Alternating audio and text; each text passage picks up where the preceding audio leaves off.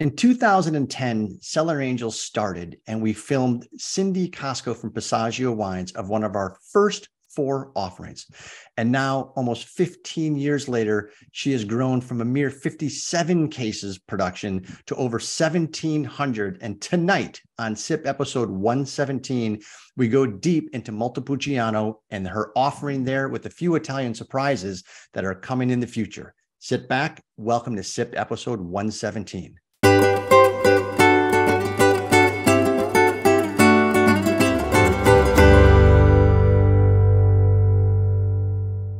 All right, I am going to get started because we've got a jam-packed hour to get to. It might be a little bit longer, but first off, my name is Martin Cody, co-founder of Cellar Angels, a direct-to-consumer wine company specializing exclusively in limited production wines from Napa and Sonoma.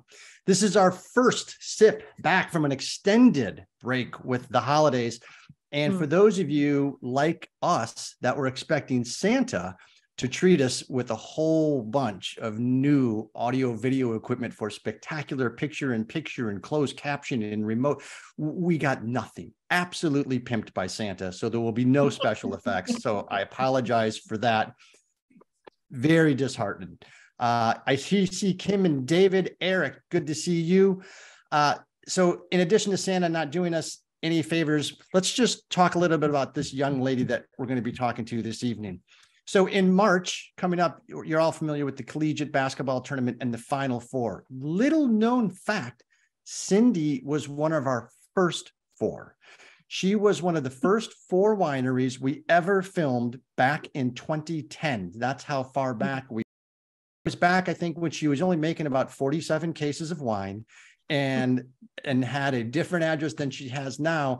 But this is one of the wine heroes that we talk about, Angels, when we talk about being a hero and coming and, protecting and saving the limited production wineries, because that's what heroes do. And this is what we're going to be doing all of 2023, because SIP episode 117, we are thrilled to kick off this year with our good friend, fantastic winemaker, Mrs. Perseverance of the Year, ladies and gentlemen, Cindy Cosco. Hi, Martin. Thank you. You are so welcome. I thought we would have some background noise, but again, we don't know how to do that. So there's no applause or anything fireworks. like that. That's exactly right. If there's an audio video person in the audience that knows these special effects for Zoom, please reach out. Okay, so I'm drinking your Montepulciano. We've got a lot to cover on that. You have a new tasting room behind me. You have ventured. This is, I think, the 5th tasting room since we've known you, or more.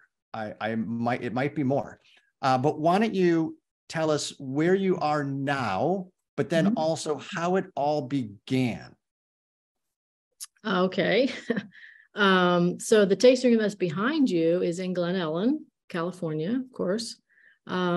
It's off of Arnold Drive. It's actually in the historic Jack London Village. That's what they call this building. Very nice. It's over 100 years old or so. I know the floors in the tasting room are over 100 years old. I do know that. So I don't know how old actually the building is. But and how would you like me to start where it all began? Where would you like me? I want to know what your wine epiphany was. You had a career in law enforcement, and normally it's law enforcement that's chasing people like me in wine, but you decided that you wanted to get into wine. But how did that happen? Where did your love of wine come from? Where did your wanderlust come from? So my great-grandfather came over from Italy in 1905. And the Passaggio name is just a tribute to that family, which means passageway. It's a tribute to that family. The Cosco came over, and my grandfather made wine in the basement, as most of the Italians did, or probably still do. So I used to watch him. I used to sneak down there and watch him make wine and then have to drink it. But it wasn't very good, I must say, at the time. Where was this? This is in West Virginia. Okay. A huge wine mecca. West Virginia. Yeah, huge wine industry. Everyone from West Virginia, hold your letters. We don't need those. So how old were you when you were passion. going? How old were you when you were going down in the basement and watching your great grandfather make wine? Oh, probably 5, 6 years old. Oh, wow. Yeah, we were allowed, you know, we sat at the table and, you know, they were allowed to drink wine. They gave you like a little cup of wine at the dinner table. At 5. Mm-hmm. Oh, there's Thor. Get down. Hello, Thor. It's Thor. But at 5, you don't have really any kind of grandiose fantasies or anything like that. No. So it began to grow, you know, as I got older. I think more of the Italian heritage in me, the more of the hospitality side of the Italians, I think is my passion. And that. okay. So the food and wine, did you go to school in West Virginia? I went to high school in West Virginia. Then what'd you do after high school? After high school, I went to college in Florida. Where in Florida? Lakeland, Florida. Okay. It's between, I don't know, Orlando. And I know where it is. And then when you left Florida, what'd you do? I went back to, I ended up in Virginia and ended up in law enforcement in Virginia. Right out of college? No, not right out of college. I was probably 28 when I got into law enforcement. And was there any hint then in law enforcement that you liked wine, that you wanted to pursue something in wine? I always loved wine and always liked tasting different wines, but I never had any inkling that I would be making wine. And then when did that happen? It was probably like 42. And it's not like West Virginia, actually, and Karen, I saw your note. This is for Karen, heart, because she's from West Virginia. Oh, hi, Karen. The props are falling. You could have made wine in West Virginia. My mom always tells me that. And I tell her $5. And I go, no. Could have made wine in Virginia, though. Right. They've gotten better. They have. You decided to go all the way across the country to California. Why California? I did. I followed somebody out here. That's how I got out here. And, got it. And once I got out here, was in the wine country. I mean, one of the best wine countries in the world, actually, I think. Agreed. I wanted to get into the wine industry. I didn't know what that meant for me at the time. I was just wanted to get in. So that's how that started. And then, so what was your first job in the wine industry? I started working at Bevmo. You're swearing at me right now, just for the record. Beverages. Does anybody else hear fingernails on a chalkboard, or is that just in my ear?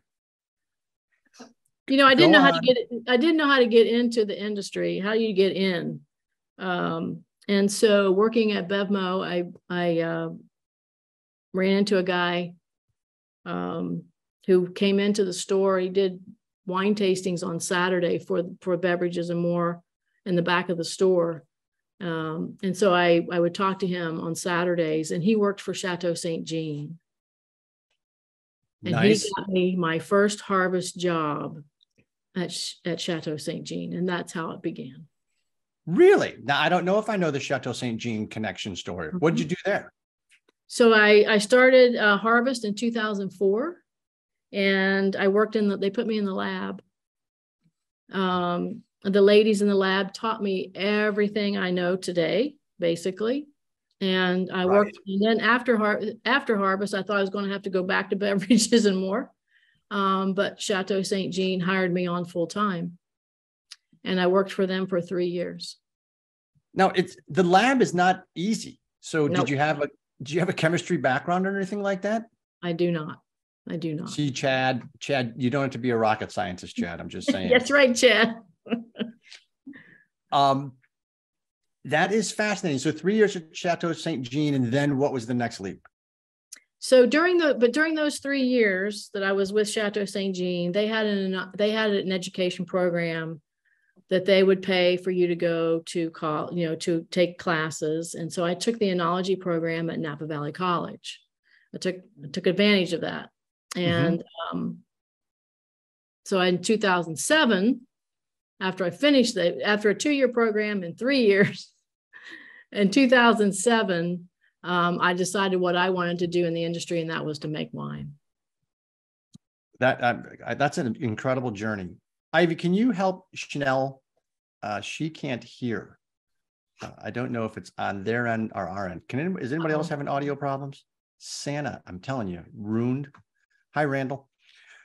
All right. So 2007, you decided to make wine on your own. That's a huge leap. And you've been in the industry now for 5 or so years, kind of got your feet wet on the retail side, then the lab side, then working, and you decided to bite off that. You're in kind of, as we all know, the big 6 country where you have Cab, Pinot, Merlot, Chardonnay, Sauv Blanc, some Rieslings, but yet you didn't even start with the wine, the grapes that the region is known for. Nope. What was kind of the catalyst for you to say, here's what I want to make? So during my time at Chateau Saint Jean, they would bring in wines and we would have tastings. I tasted, I think it was 2005, of Iron Horse Unoaked Chardonnay. And I was blown away. And I said, that's what I want to make. And that's what I started with. Yep. I remember your first wine was the Unoaked Chard. And it's so fascinating because, especially in 2005, when the Chardonnay craze was, in its, I don't want to say heyday, but it was certainly in the middle of its bell curve of popularity and rising. Right. And that was from an oak standpoint. And you decided to go unoaked.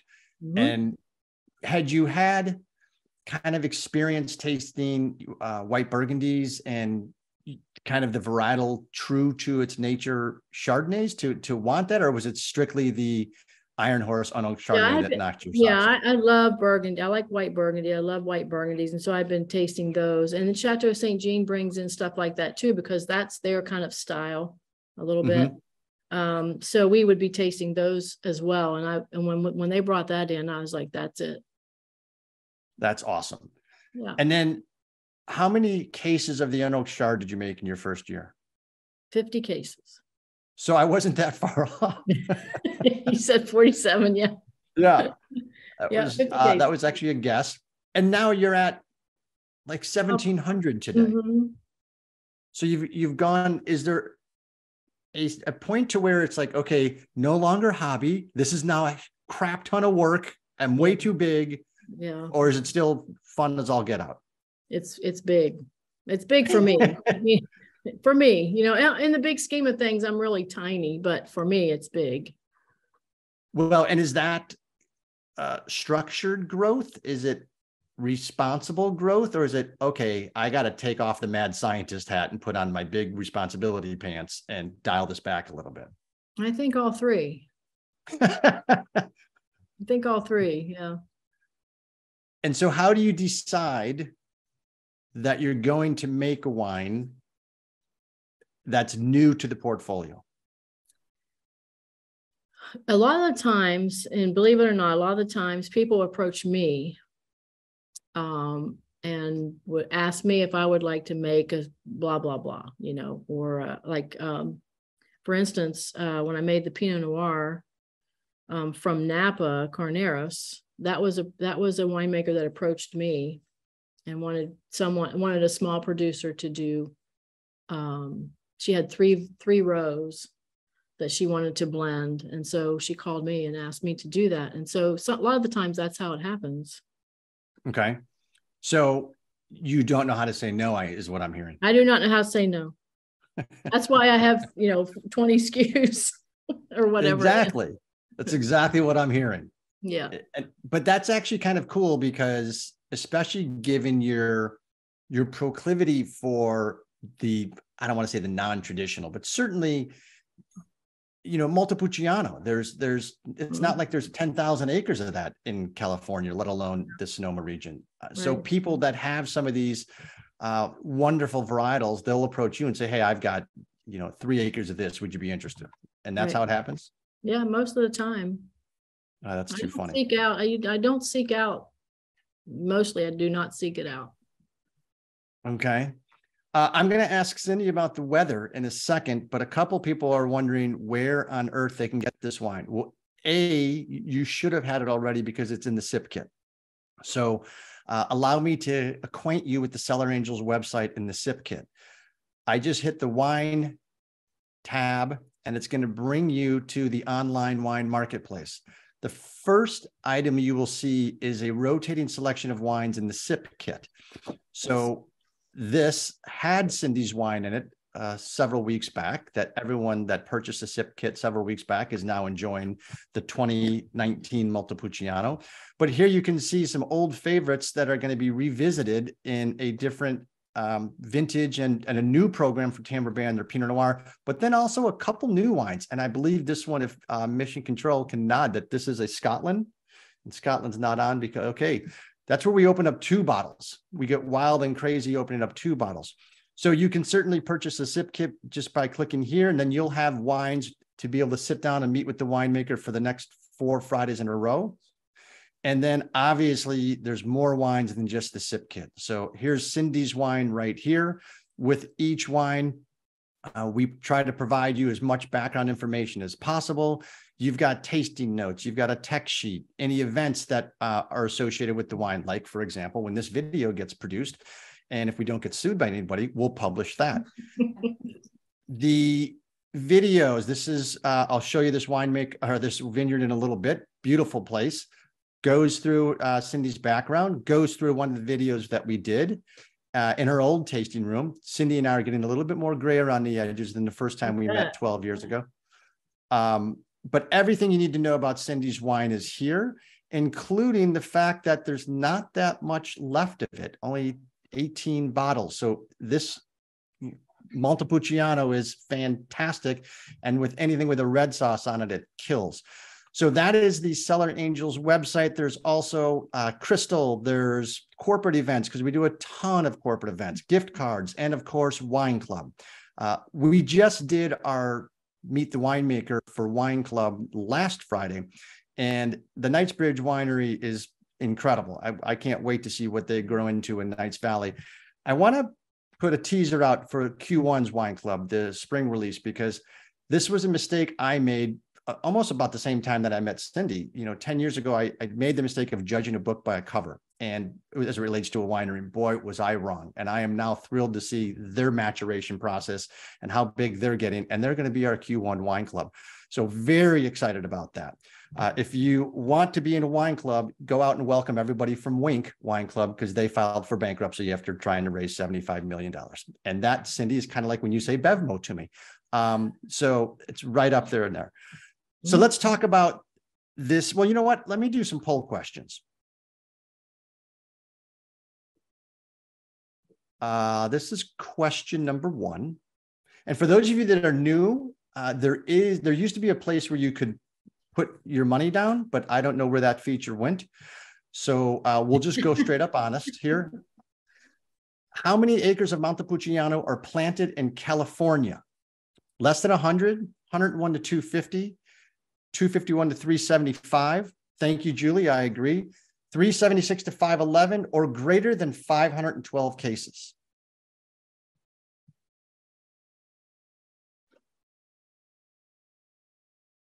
A lot of people did some research, or there's people cheating right now. Mm-hmm. This is the honor system. 5, 4, 3, 2 acres, Chad. How many acres? We'll look at the tape. I don't know. Did I say both? Might have. Attention. He is a rocket scientist. So that, by the way, that is Chad. You can probably see his last name of Angelo Cellars, winemaker Chad. Great wine, by the way. The answer is actually less than 100 acres of Montepulciano are planted in California, which is insane. And I want to share one thing, if I may, if I can figure out how to do it. Oh,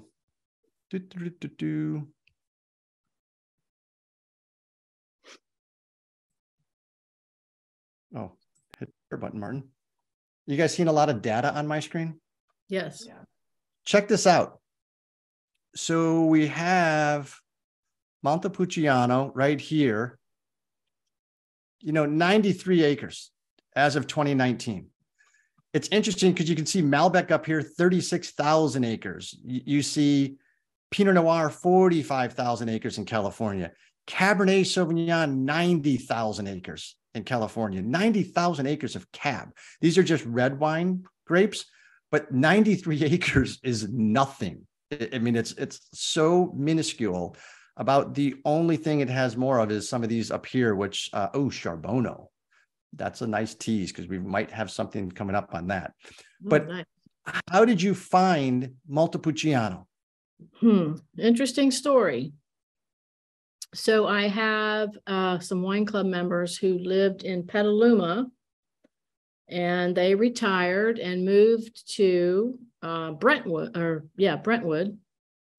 California, and they moved into a 55 or older community.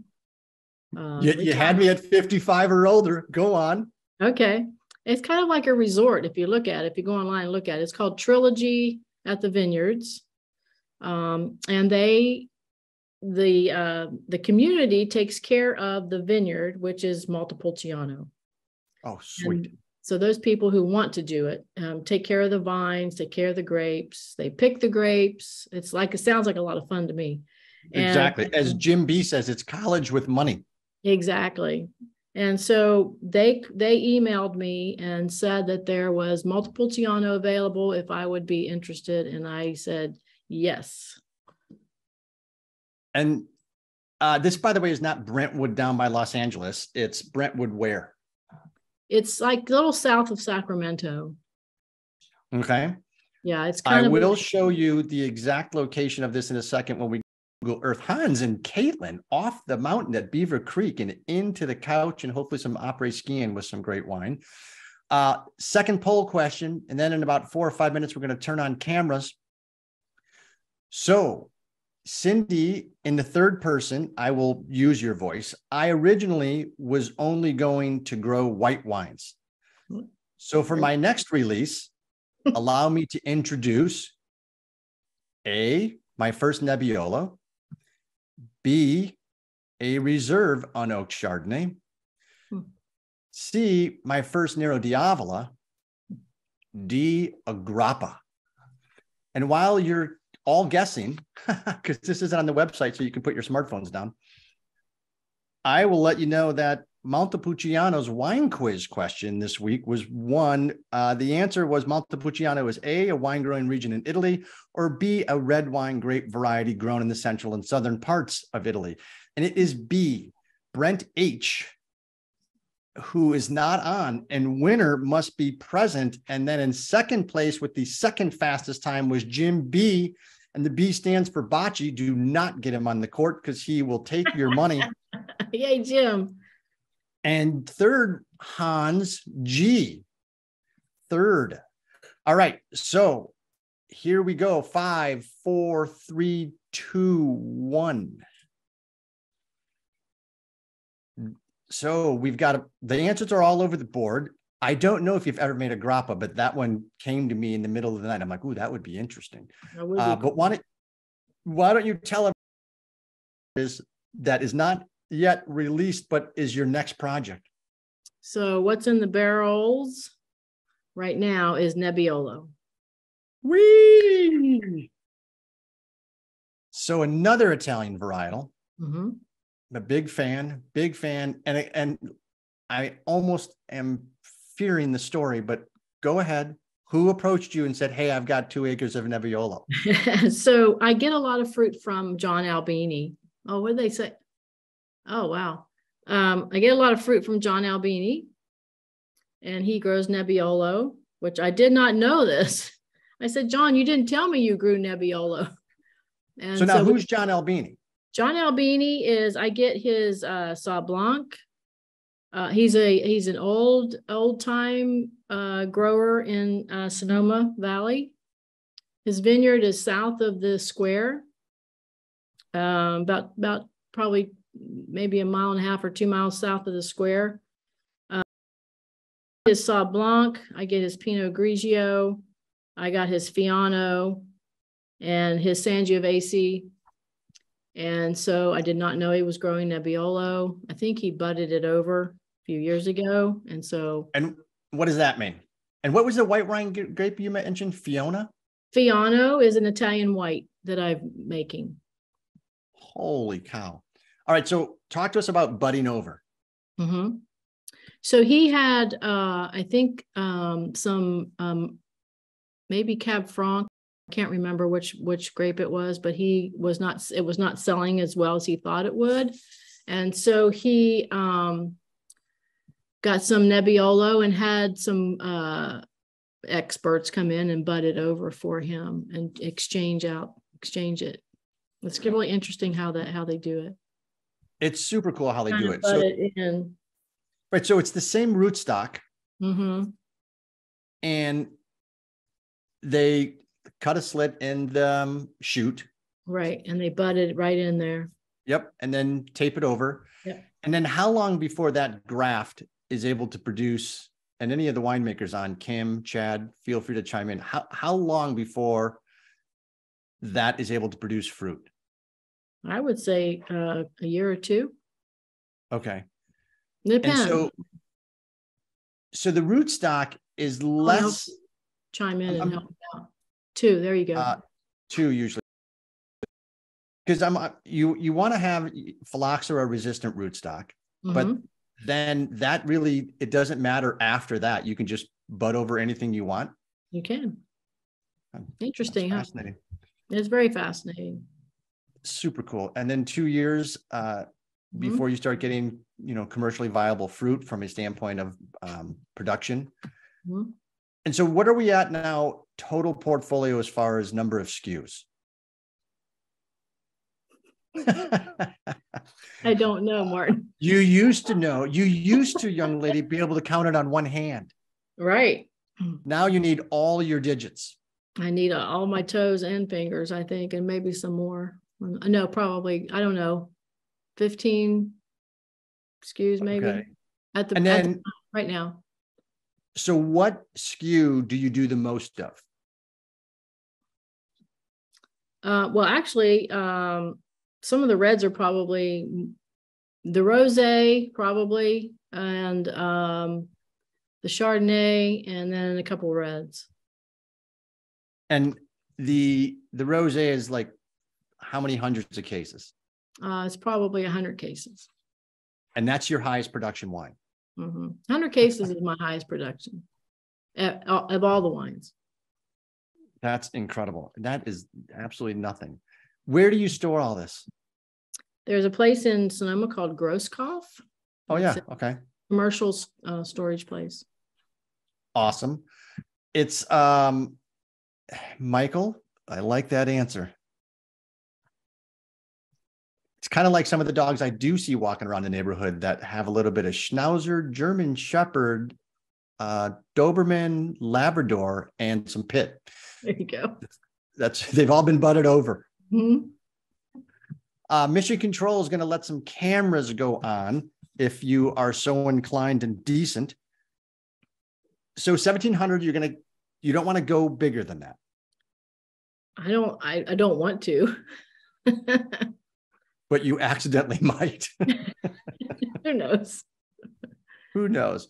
All right. I do want to, I'll show you some pictures of this tasting room behind me, which is in Glen Ellen. And Glen Ellen, by the way, now has 1, 2, 3 Cellar Angel partner tasting rooms, because right around the corner from Cindy is Laurel Glen. Right up the road from Laurel Glen is McLaren and Steve Law. So there's and some great dining there that is outstanding, but quaint, beautiful little town. Don't blink, because if you blink, you could miss the entire town. I mean, it is small. Hey, Chad. Hey, Chad. Hello. What kind of grapes you got? Oh, let me see what I can entice you with to get to 2,000 cases. Yeah, I already hear Chad. Have I got a deal for you? Yeah. That is fantastic. We're going to take a little spin on Google Earth to show folks not only where Glen Ellen is, but kind of where this all started. I hope. Who's texting me? So if you were going to talk Italian wines, you've got to start where all roads lead to, right? Mm-hmm. So you have to start in Rome. And it is kind of interesting to see the Colosseum from a satellite. And then when you pan back, you really do get to see how all roads do lead to Rome, including a massive train station. But Montepulciano, as you saw from the quiz question, is both a grape and also a town, but the grape is not grown in the town. So to see where Montepulciano is grown, you have to go over to Abruzzo. And you could see right there as we came screaming over that mountaintop, that some steep terrain right here. Mm-hmm. And off of this mountain, these ridges go right out to the Adriatic Sea, because as all Cellar Angels know, if you're going to be a serious wine region, you're going to be near some water. Every major wine region around the world has a maritime influence, be it river, lake, or in this case, rivers, lakes, and an Adriatic Sea. This is beautiful Montepulciano country. So you just have, this is Mission Control's summer home when she likes to get away and get away from it all. So this one has quite a few vines around it. It's a beautiful, beautiful, beautiful, beautiful establishment. Let me know if this picture pops up. Yep, it's there. It's a nice little summer home. It's a cottage for her. This is where she goes to get away from me. A lot of room there. But I'm not certain about the architect. Who on earth puts a pool this far away from the house? I mean, that's quite a walk. Someone should have been fired on that one. But as we pull back, you can see that this is just all vineyards. And the Adriatic, I mean, sloped vineyards all the way down these valleys, all the way to the water. It is just absolutely a postcard. I mean, it is incredible how pretty it is. Dense plantings of Montepulciano. Now, to go to the town of Montepulciano, that's a different story. That is up ways in Siena. So it too is an amazing quilt tapestry of vineyards, but this is all or mostly Sangiovese. And this is Siena. This is about as much sensory overload as you can get from a food, fashion, wine, scenery, architecture, art. It is unbelievable. I mean, this is a very, very steep hill. All these homes are built right up on the edge, and then it just careens down into the vineyards and the olive trees. And I'm almost thinking that maybe Cellar Angels should have a trip here at some point in time in the near future. I'm in. And Cindy can actually be our guide. But yeah, this is all Sangiovese for the most part. But it's amazing that there's a Montepulciano region that grows the grape and a town named Montepulciano, which is in fact this town right here. So now everyone buckle up. Supersonic. We're going to go over to the region that we all know and love, our little home and neck of the woods. So you can see Cindy talked about Trilogy at the Vineyards, where her Montepulciano comes from, and it's right here. So just a little bit, actually, probably closer to Kim and David's house than anybody else's house across the bay. But here's where we focus from a wine region standpoint at Cellar Angels. We only support wineries that are limited production in nature from Napa and Sonoma. So here's influence, right? You've got the Pacific Ocean, you have the San Pablo Bay, you have numerous rivers. There's 6 major rivers in Sonoma. I think there's 4 in Napa County alone with Lake Hennessy and Lake Berryessa, lots of maritime and water influences. It's incredible. Also, we talk about the climate here. This is a Mediterranean climate. So like Italy, on the Mediterranean, there's only 3% of the world that has that type of climate. Napa and Sonoma are one of them. Not coincidentally, part of the Mediterranean climate means rains in January. So Cindy is going to talk when we get done here in a second about the rains that California is experiencing, but here is her new home. This is where Glen Ellen is. So that is the Jack London complex, and Cindy's tasting room is here. The indoor part of the tasting room is behind me over my shoulder. Just up the road is essentially the town of Glen Ellen, which is right here. I mean, this isn't that far, folks. What is it, like half a mile? Yeah, a little over half a mile as the crow flies. Jim B, you will recognize. We ate at this restaurant right here. I think the Gage House is right up in here. It is so quaint and so beautiful and so nice. This is a place you can also easily get to downtown Sonoma Square, up to Healdsburg, over to Napa. It's a nice little launching point. But also the Montepulciano I showed you earlier is from Trilogy. And this is interesting because she said it was a 55 or older community, and it totally is a community built around a vineyard. So you can see or built on top of a vineyard. They saved a lot of the vineyard here, and the Montepulciano is grown in this region. And it's interesting because the picture doesn't do it justice. It's crazy steep, that hill. So we'll go street level. And there you get kind of a flavor for the Montepulciano vineyard. It's almost straight up. And this is cared for by the residents, as I'm sure a reduction in their HOA, and they get complimentary garbage pickup on Wednesdays. Just guessing. But that is a very cool area from a standpoint of getting Montepulciano grapes and not even knowing that they're available, and having a friend down there. That's fantastic. How much do you get off that site? I got 2 tons. 2 tons. And that produces 100 cases, or what's cases? Yeah, approximately 100 cases. My goodness. All right. Now talk to us about the rain, since it looks like some people are starting to build a boat out there. Yeah, I'm going to need Noah's Ark pretty soon. We've had a lot of rain. Yesterday we had a break in the rain. It didn't rain yesterday, but it's supposed to rain until, I'm looking at the weather. It's supposed to rain from now until Monday, or till Tuesday actually, and then we get a break. But we've had a lot of flooding. I think that's the major problem. It's not the rain, it's the flooding that's the problem. And the river behind you in Glen Ellen, is that stuff overflowing and at its crest? It's pretty high, very, very high. Jim B, this was, if you remember when we stayed there in July, that was like a little trickle right behind the homes at the Gage House. It was just, you could barely even hear it. I thought it was a water feature, but there's a creek back there that is now a raging river. Exactly. So how do people come taste with you? So if you want to come taste with me, I mean, you can walk in, or if you want to have a reservation, you can do that as well. And you can call Carol or email Carol. I think I'm going to put up her email address, I think, and just tell me or Carol how many people are coming, and I'd be happy to host you. And I know Sean and Marilyn have tasted there. I'm wondering if any of the other angels have tasted there.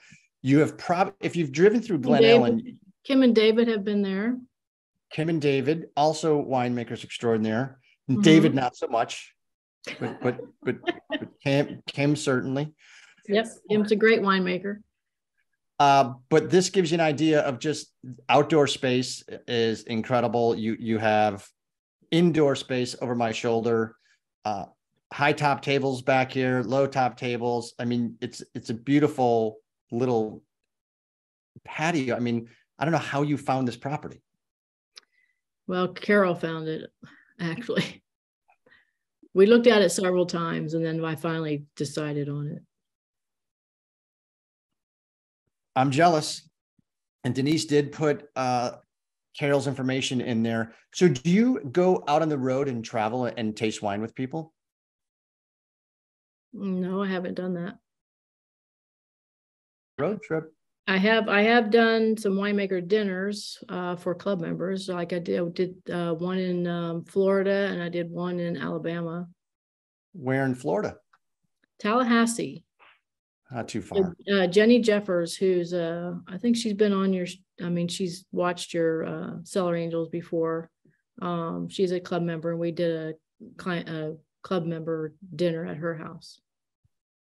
So it's funny because you've had a challenge agriculturally from a grape growing perspective, since 2016, fires in 17, fires in 20, thankfully no fires in 2021, but now you've got some significant water. Is this going to be problematic for the 2023 growing season? I certainly hope not. I think we all hope not. I hope not. But right now, when I drive to work, I see some vineyards, like you can just see the top of the vine like this. It's incredible. The vines are like 3 feet underwater. Mm-hmm. Yep. In some areas. All right, let's do a deep dive on the Montepulciano. Okay. I'm going to put you on the spot, followed by Chad, Jim Bocci, and then Sean and Marilyn. Everyone's going to have to do their assessments, and Karen, you're next. All right, Cindy, what are we going to get on the nose on this? I love, by the way, the brightness of the color. I'm just a big fan of this wine, but I'll shut up to hear your tasting. Well, the tasting notes are on the back of the bottle for those who have the bottle. But I noticed that, when you do tasting notes, and I know winemakers who are on the show here, panel, when you do your tasting notes, you're doing them when the wine is pretty young. And as that wine ages, it kind of changes a little bit. And so I've noticed that this has changed a little bit for me. I did not get any licorice before, but now I get a little bit of licorice on it. Red or black? Red licorice. That I didn't get before. And it's a serious question, Marilyn. Why are you laughing?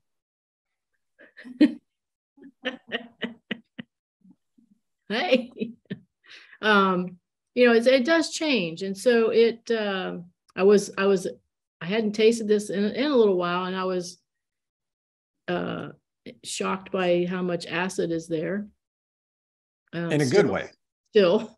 In a good way, because that's very food friendly for those who like you talked about a second ago that you tasted very early on. And when do you write the tasting notes? Because you obviously taste in barrel, then you taste final blend, or when do you finally say, okay, I got to write something and record it, and then I'm done?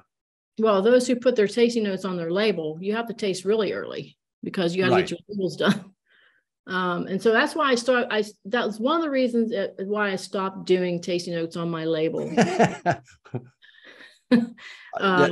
Several of the winemakers are nodding. I stopped doing that. And so, but for this one in 2019, the tasting notes are on the back. But I get the sour cherry still. Okay. And, I get the strawberry. There is white pepper, I think, on there. And I get the licorice. I don't know what anybody else gets, but I always Stephen, you look deep in thought. People get, yeah. See, the people that are new on camera don't recognize that I'm like the teacher you had in high school and grade school that can find you no matter what. So anybody not paying attention. I'm paying attention. Stephen, do you have this bottle in front of you? We do. We just finished it. It was delicious. Awesome. Did you pair it with anything, or did you have any aromas and profiles that stuck out to you? So I didn't find as much of an aroma to it, but I did find that it paired very nicely with my salami and crackers. Awesome. Very good. And that actually gets me, Cindy, what would you pair this wine with? I'm having chocolate with liquor in it from Ivy. Oh, I think you It's could from probably, Poland. well, Italian wines are probably paired best with Italian food. So I would say any spaghetti with red sauce. Some meats like whoever was saying their crackers and salami, and I think maybe even like pizza. I mean, it would go well with pizza with cheese and pepperoni. And is there a go-to wine in your portfolio with a go-to pairing that you've had over the years that just never misses? You're not going to believe this, but I think it was back in like maybe 2012. I don't know if maybe Kim might remember. I don't know if she remembers this on Facebook. I was making a steak on the grill, and I paired it with my unoaked Chardonnay, and I put it on Facebook. This was back in 20, but somewhere around in there. And I don't remember who it was. Some guy did not like that at all. But I'm telling you right now, that unoaked Chardonnay with that steak on the grill was fantastic. Wow, that is a pairing I never would have thought of. Yep. And the unoaked Chard is an idiot. Go ahead. I'm sorry. Said that sounds fantastic, and he's an idiot. Agreed. And so let's go through the portfolio. So the unoaked Chard was the first offering. And then everybody realized, hey, there's this lady in Sonoma that will make whatever extra vines you have. Stop laughing, Chad. Yeah, pretty much. So walk us through the portfolio, and like if someone comes to the tasting room, I love the sampling. It's such a wild assortment of great Italian varieties. So give everybody an inkling of what it is. Just make sure you got a driver. Yeah, make sure you have a driver. So the whites that I have right now are the unoaked Chardonnay, of course. I have a Sauv Blanc. I have an orange wine still. The Pinot Grigio is an orange wine. Fiano, which is an Italian white. I do still have some muscat, dry muscat, which is pretty awesome, I think. That's really good. Thank you. And then by the way, Chad is not a paid sponsor. Yeah. And then the reds, I mean, there's such an array of reds, from the lightest, which is my Grenache. If you go through the portfolio, we go all the way through like maybe 8 wines or 9 wines, all the way up into what I call the Passion Project, which is my deepest red. And by the way, that's 9 wines when early on in her career, she swore she would never make a red wine. That's true. That's very true. It is on record. Yeah. I think there might be a video recording of that as well. There is. So yeah. Again, if she says, no, I'm not doing that, just wait. Just wait. Learn over the years, never say never. That's exactly right. I said I was only doing reds, and I did my first white a couple of years ago. There you go. So I love it. Awesome. What about your Chenin Blanc? Are you doing that or have any in the works? I don't have any left of that, and I haven't made any of that in a few years. I know. I do love that wine. Drank my last bottle. Yeah, I do love that. It was wine. incredible.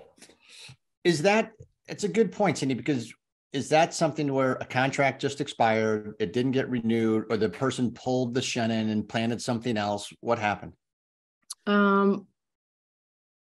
The contract expired, I should, for sure. That was from Herringer Estates, and I just didn't want to renew that contract. And the rosé is what? Rosé of what? So the last couple of years, the rosé has been Sangiovese. Ooh, very nice. Mm-hmm. And as we head into the 2023 season, with the rains hopefully subsiding in the next couple days, Yeah. what is the most, by the way, the engine you hear in the background, Mission Control's desk that goes up and down is now can't be stopped. So things are falling all over the place.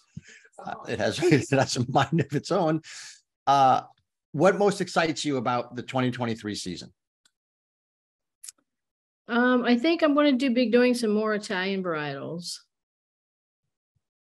Such as beyond the Nebbiolo? Yes. I'm not going to tell you what.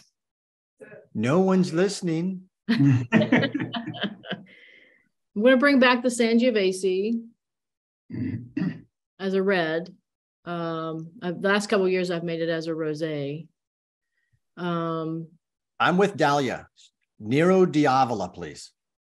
Tirol de Go was another Italian varietal I made, and Alianico. Wow. Very good. Mm. There is, oh, that's right. We do have a little bit of red Bordeaux, the Connect.